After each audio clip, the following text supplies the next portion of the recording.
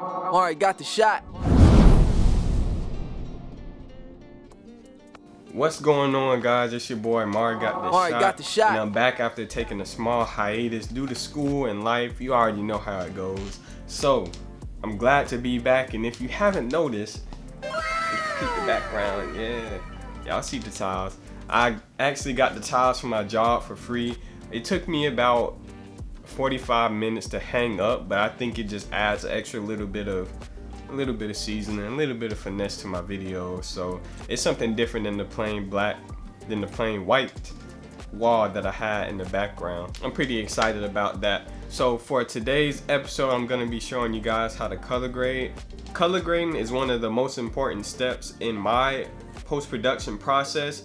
This is when I'll correct my white balance and set the look that my film is gonna have throughout the entire length of the movie. It's a lot of different possibilities. I don't know if you've seen the Joker, how it kind of had a greenish hue to it. That's due to the color grading.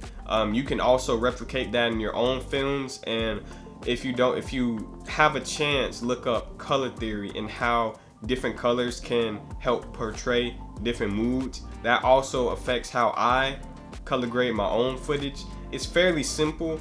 I know it seems like a lot at first, but once you get the hang of it, it's really easy to do, and you can create your own looks and your own LUTs that can be applied to each of your edits, so that will save a lot of time in the long run. So with that being said, let's get in the lab.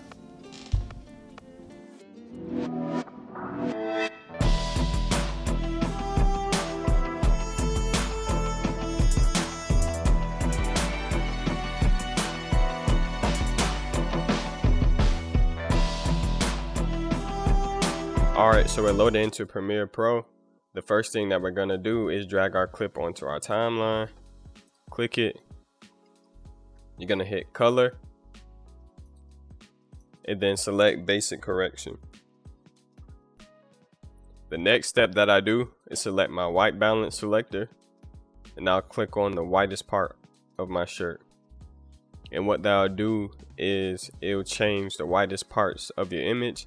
It will change it to pure white, so it doesn't have a bluish or yellowish tint from incorrect white balance. Then if you look down where it says tone, you'll see a couple of different options. We have exposure, contrast, highlights, shadows, whites, and blacks, and also saturation. So exposure controls the overall brightness of the image. And as you can see, if I drag it from left to right, the image is becoming brighter and darker, brighter and darker. So I'm gonna put it about right here. Contrast is the difference between the lightest parts of an image and the darkest parts of an image. So I'm gonna drag that to about right here. And there's no set number, you just select it based off of personal preference,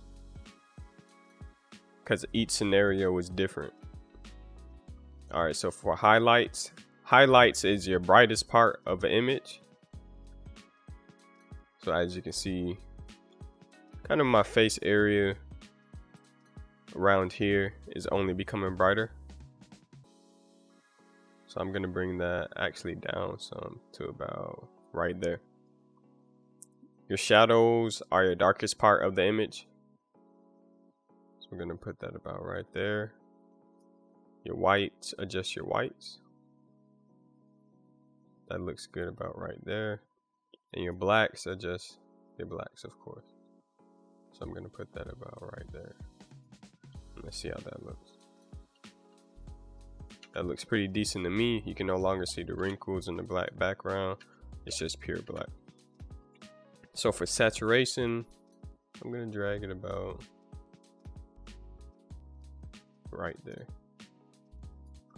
All right, next we're gonna go to color wheels and match, and you'll see 3 circles. One that says midtones, shadows, and highlights. Your midtones is basically your skin tones. So I'm gonna put it about right here. Let's add a nice warm hue Then for my highlights, I'm gonna drag it about right here. Then for my shadows, I'm gonna go back and adjust my highlights some more. Alright, so next we can go into curves. I'll click the eyedropper for saturation. Click where it's blue. And if I adjust my sliders, I can increase the saturation for that area. So I'm gonna bring it about right there. Lastly, I'm gonna add a vignette. And a vignette is a reduction in the brightness of an image around its edges. So as you can see, if you look at the bottom corner of my suit, it kind of becomes darker, but it fades into it. So I'm gonna place this about right there. Maybe increase my saturation just a little bit to about right there. And there you have it. That's how you color grade. If you look to your left, that's our before. And if you look to your right, that's our after. As you can see, there's a lot more contrast and our colors are more vibrant. And that would do it for today's episode of The Lab. I hope my tutorial was transparent and you guys were able to learn something from it. If not, you can always reach out and contact me if you get stuck or have any questions, comments, or concerns, or just would like to conversate about videography, photography, and editing. If you have your own process of color grading, please feel free to share it. I'm always open to learning new things myself. I like to see what the community is doing. As always, stay safe, stay creative, and I'll see you next time.